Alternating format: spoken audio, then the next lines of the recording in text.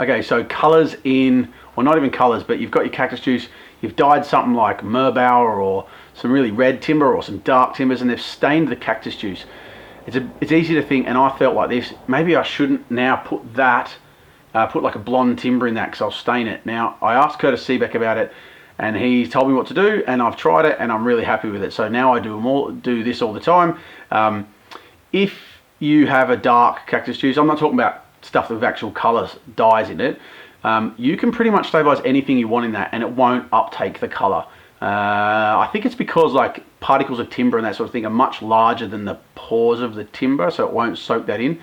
Now I've done some pretty light timbers with some very greenish cactus juice and it's not stained it. Now don't take me for gospel, if you had like a really spalty white timber and you had some really dark cactus juice, it might put a tinge in it, but I'd still be quite surprised.